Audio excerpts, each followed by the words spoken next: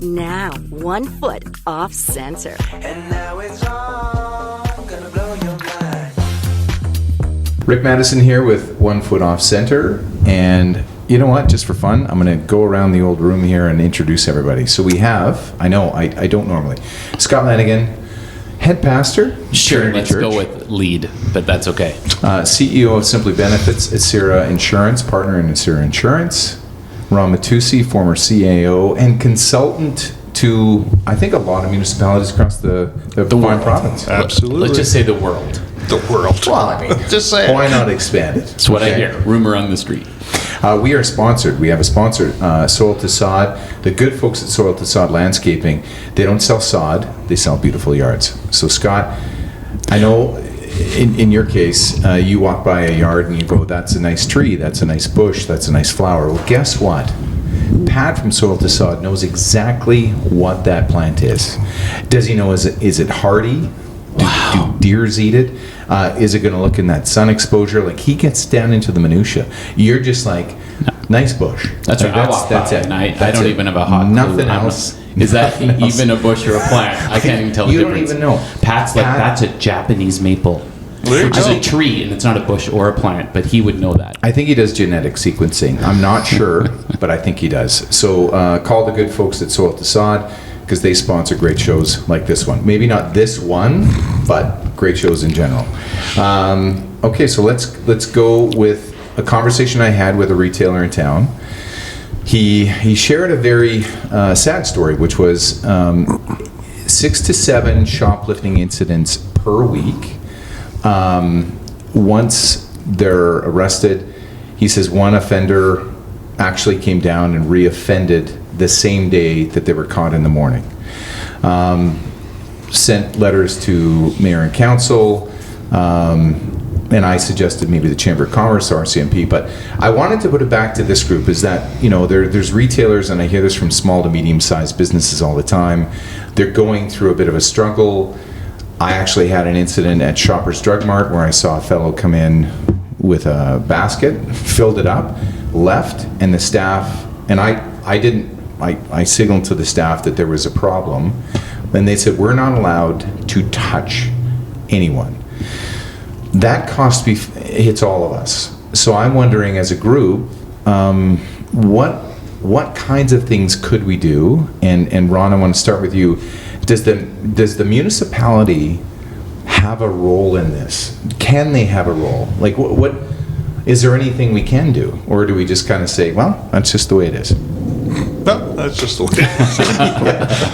No, I think it's a serious problem. I'm not sure the municipality. I mean, our work ends at funding the police, and then how the police operate is entirely up to the police. In fact, by law, there isn't any interaction. The closest it comes is, council could give the priorities to the superintendent, but that's it. Can't direct them to, I think if there was that kind of a crime wave, the police are pretty well aware. I mean, they'll tell you there's prolific offenders. Like there could be a crime wave, but it could be 3 people, and they're just hitting everything, going all over town.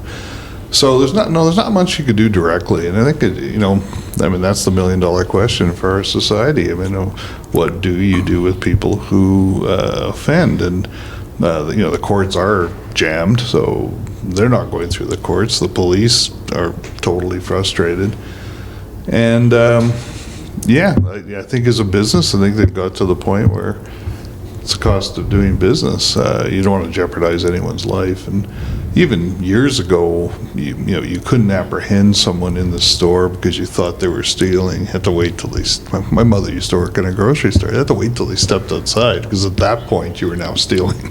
Right. At any point before you left, theoretically, you were just browsing with some stuff in your pockets and didn't have a cart. So I have no idea how to do it.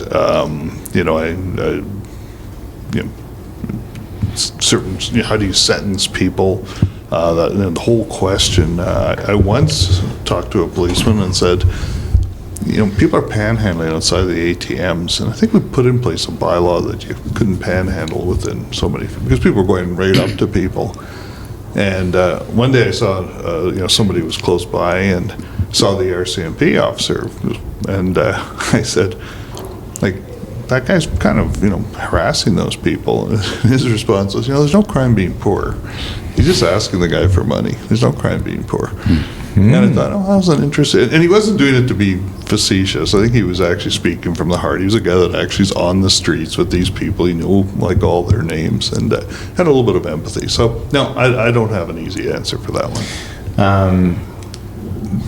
Jeff, one of the other things that came out of this was females come through and say, well, you can't touch me. Like, even when they say you're banned from this store, you can't touch me. Like, we're talking, and they share information, like, this store is easy to hit, this store is easy. Like, I know that there's a network that they probably work, and it's just getting more and more organized. So, any thoughts? Is there, again, do we just throw up our hands and...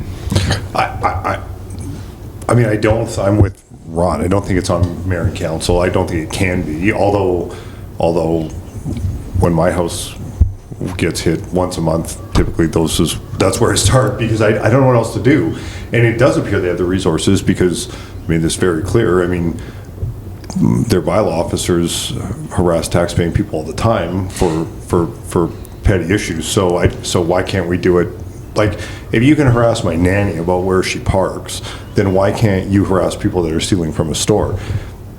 Not to sound like a broken record or a bit facetious, but I do know the answer. Like, repeal the bail reform that the Liberals put in, and at least we would be going back to where we were when this was not absolutely pure chaos. I said this, there's an adult in Ottawa again, and so, like, to a degree, there's some comfort. Like, it's not pure insanity anymore, and well, it's true, right? Like, but I was saying this, like, we have to find middle ground, and so listen, he's barely 60 days into the job. I think he's tackling the things that he needs to tackle. I wouldn't change my vote in the last election, but again, it's like, okay, there's an adult. He's adulting. Yeah, he's adulting. He's putting the kids in their place, right?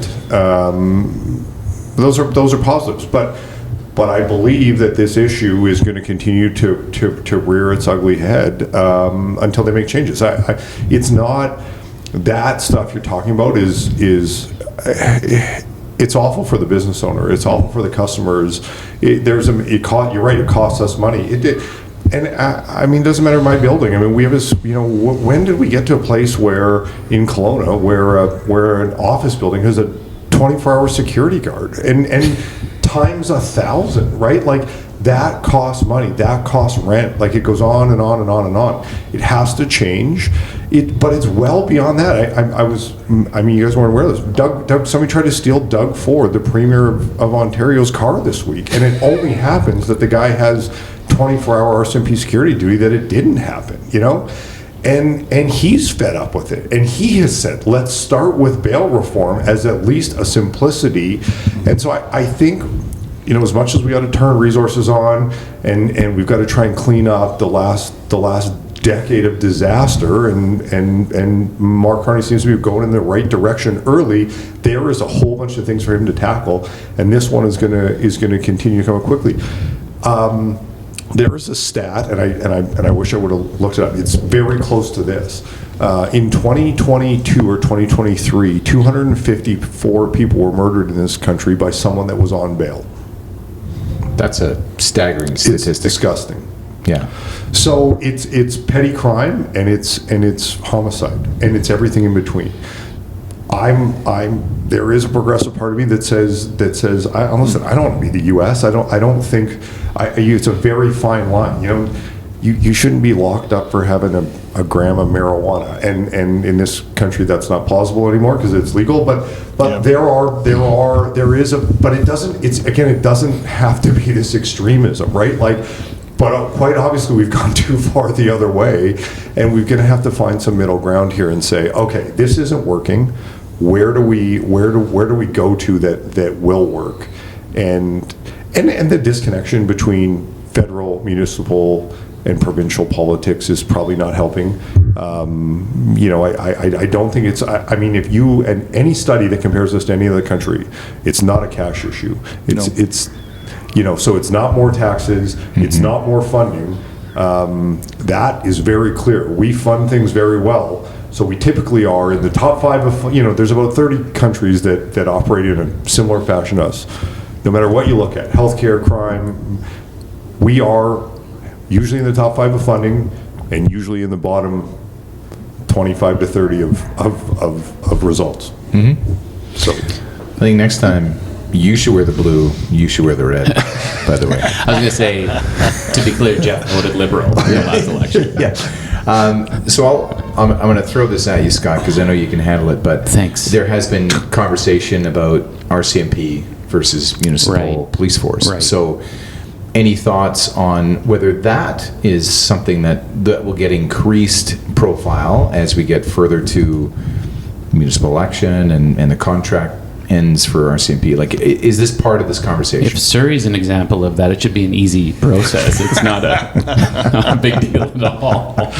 I will answer that in a second, Rick, because I do think, to Jeff's point, there's a federal level, which is RCMP, and municipal police forces, municipal. I think they curate more to your local issues than a federal body can at some level.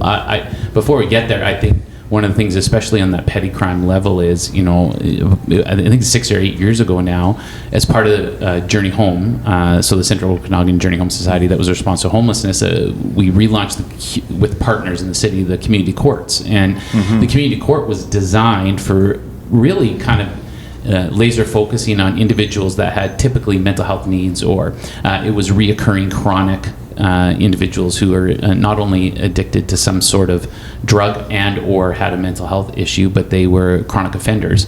And they would partner with the caseworkers, with judges and lawyers to really try and curate and solve along that reformation idea of going, hey, let's get out of the normal system, but let's try and create something that actually pulls them up. I actually don't know the status of community court. Do you know, Rick, is doing today? No. So that was like 6-8 years ago, and it's one of those answers that's practical at the municipal level that speaks to, hey, we're having this continued problem, and hopefully we resolve that. And I just think it's those type of solutions that we need for those continual problems that are agitating at us. And I feel the pain of that because, even at where I work at Trinity, we have 24-hour security as well, or after-hour security when we're gone, because we have such a large campus and parking lot, and our sprinkler heads were being busted off, and sorry about that. The play and we're trying to be people focused in the human side of it, like your police officer suggests is true. There's people that are in a certain situation, but it makes such a detrimental impact to the rest of society that we're all, your focus is on the one, not on the all, and that it can be difficult sometimes. And I think from RCMP versus municipal, I know that discussion's always continues to come up. I actually think from a tax-paying standpoint, my understanding is municipal is almost double compared to what RCMP, because there's federal funding from an RCMP perspective.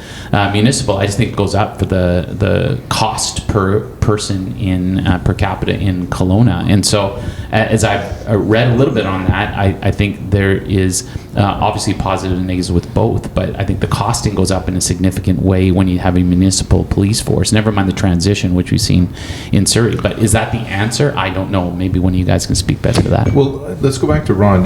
What percentage? It's a large percentage of the budget for fire police, correct? Oh, yeah. No, fire and police, like 2/3 of the budget. I mean, they're the big ticket items, fire and police. I just want to go back and just say, I think Jeff's right, and we've talked about this before. When we strip off whether a problem is left or right and just said, okay, we have a problem here, and let's look at it. Maybe there are some adults in the room once we get past the immediate crisis that can look at it, rationally and say, okay, what are those things that deter? What are those ways to deal with, community court's a great idea.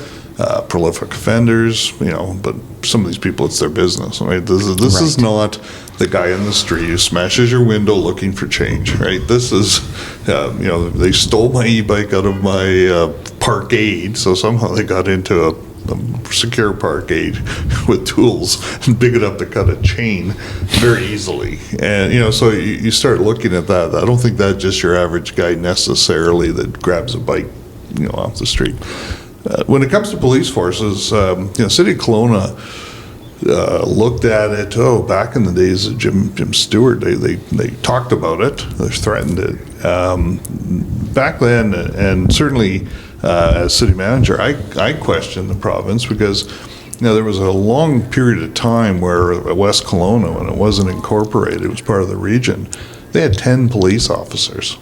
And they had 30,000 people. So their policing was actually Kelowna police were going over the bridge and policing because it was a single detachment. And at that time I said, look, province, if you don't fix this, we'll get our own force. And I was basically told, no, you're not. You're not going to get that's not going to happen. We have X number of municipal police and that's it. Richmond then was the first to go in and do a heavy duty study, but they backed out because it was pre the RCMP being unionized. And the costs, they couldn't justify the cost of having their own. Surrey is a complete schmozzle. Nothing in Surrey has gone right. Which is unfortunate. I think there will be a time where municipalities will probably have to do it anyways. I wonder how long the RCMP will be the national, they really, I think, would rather turn over the municipal police force, turn over their municipal members as municipal police force, stick to the national, stick to the other crime. But it was never economic. Now, maybe it is. And one of the big problems is police unions.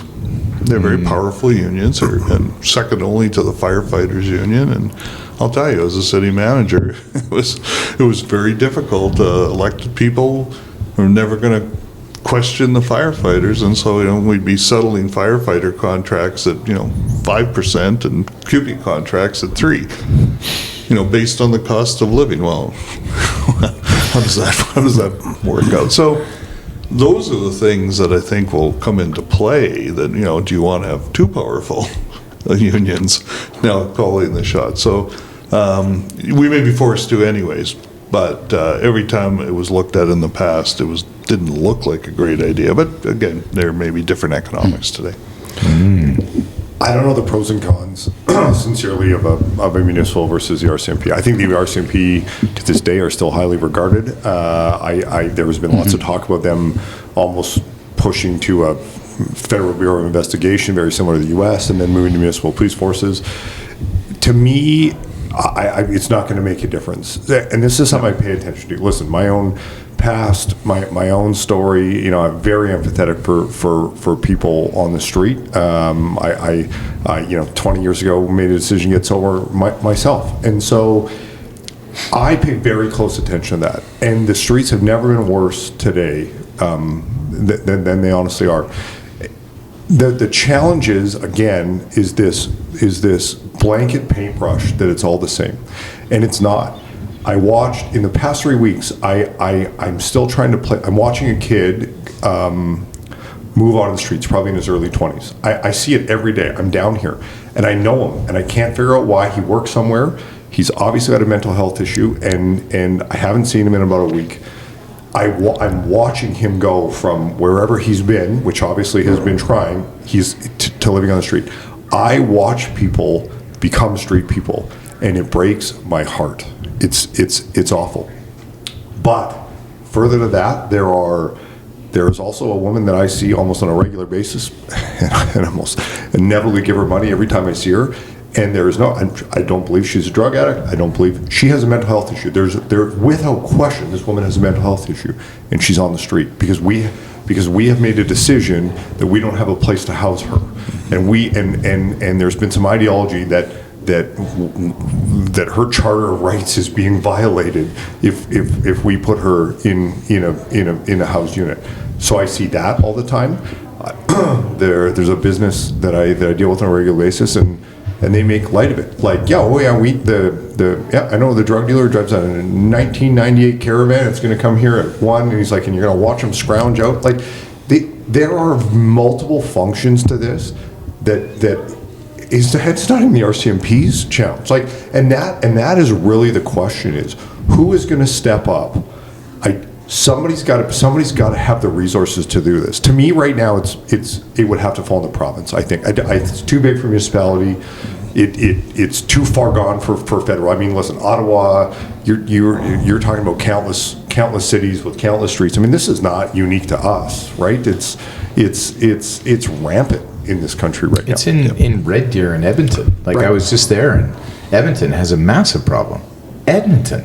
And the winters there are not kind. No. No. So But going back to the police question, I mean, I got to get this out. I think a lot of people think, well, if we had our own police, this would all be. It's not. I mean, But Calgary has crime. But they think it would be more responsive. They think if we have our own municipal force, we will get more of a voice with that police. Yeah. No, I've heard that. I'm not saying it's true. No. Yeah. And I would say that's a bit of a myth. Yeah, I would back that too. I don't There's think a that police changes. commission, Yeah. they're independently appointed, and council can't direct them. So today, I mean, I've worked with many superintendents. Some were better than others. Some were much more community-minded than others. Others were looking at their next promotion in Ottawa. But we've had some that were very community-minded. And I think when they would meet with council, and council would say, look, this street crime or whatever is really a problem, they would focus on that. I mean, they would try to deliver. But I don't think a municipal police force would be any different. At the end of the day, it comes down to who's the chief or who's the superintendent, what is their philosophy in terms of community police. Really? I think so. It has that much impact. I think so. Yeah, I saw it just within the RCMP. And again, I go back to it. The street crime is actually digging in and defining. Is someone, and I don't know this, Cole. I mean, I know you guys have done work in this area more than I have, but more recently. But how many people do we have in the street today? And then how many people do we have in the street tomorrow? And are we working on getting that number down? And again, I give you examples. I have. Years ago, I will leave him a name, not that it matters, but this guy collects balls from my house every day. I know him very well. Used to serve him meals at the Gospel Mission. His fetal alcohol syndrome. This guy has been in some kind of supportive housing for 20 years, right? And he's not a bad human being. I tried to explain to a gentleman in my neighborhood, that guy's not going to hurt you. Yeah, he's honest. He's not. He knows no different. He's not even going to steal from you. And again, this is a defining line we got to start working on. We have got these people lumped together, and they're not. And that's the layers that we got to start pulling apart. I think Mr. Scott has burst into the scenes here, Mr. No, I was going to say, former chair of the Journey Home. Right. I was going to say, though, Jeff, you're so right. There's a number of levels of people that take advantage of those people that are on them, and that's actually more of the trauma and the issue of these people being taken advantage of, do things on behalf of others, and it's no different than others that get caught up in gangs and those type of things. These people don't have another option, and so then they're trusting someone, and that person is taking advantage of them, and we see that all over the map and all over each community that you're talking about, and even here in our back, in our back alleys. I think one of the pieces that is so important, and you alluded to it already, Jeff, is that we need to step back and take a collaborative approach to these issues, because it's there's no impetus for organizations to work together anymore, and they're getting their own government subsidies, they're getting their own issues, they have their own people that they're trying to keep employed, and if collaboration and creativity to solve these problems means sacrifice, and I don't think a lot of people want to sacrifice. They sacrifice positions, they sacrifice power, they sacrifice money, and we just need some courageous people in our communities to step up and go, hey, I know this seems not the common way, but it makes the most sense in this season to do it. And whatever that is, like you talk to the Child Advocacy Center and locally, and they're dealing with some of the most extreme cases of children that have been abused, and they said you can mark the pathway when that abuse happens and it doesn't get responded to, of how homelessness, crime, everything just starts taking off from that pathway, and it starts as littles and it goes there. And we need to have a comprehensive approach of how do we take care of individuals from when they have those extreme circumstances, and they just take the top percentage of worst cases at the Child Advocacy Center, and there's so many more that go undisclosed and unheard of, that there's people that are in hotels by themselves and rooms by themselves and houses by themselves that are lonely. They're being taken advantage of. They're being abused, and they don't know which way to go. And so now they start getting into activities that are criminal in nature or mental health, and they don't know how to get better. And then what happens? You see a guy moving out on the street. So, and this is the part, statistically you can follow it. So, again, I should have brought these numbers, but you're talking about majority, and when I'm talking like 80% of overdose deaths under the age of 20 have been in ministry care at some point. The number is absolutely astronomical, and you go, what? Like the correlation is unbelievable. And again, that's the stuff we got to start paying attention to and going, we got to take a different path here. The one thing I wanted to bring back, though, is the stat. Like you were talking about, are we getting better or worse? Like we don't even seem to have a metric right now for a barometer of, are we getting better? Is it worse? And I know Journey Home was very intent on trying to figure out the data collection so that we could start measuring something so we could manage it. And I don't know if that, I haven't seen anything. Have anyone seen anything? Once they killed it probably, I mean, that to me was very important information, which I kept asking for. Like, who's on our streets? How many? Where are they from? Or, we don't know that. We can't. And I know Journey Home started. Yeah, well, and that work was there was tons of time and energy put into that, and I think for some that was mistaken as nothing's happening. The problem was, if you don't have the data, you're not going to make the best decisions. Exactly.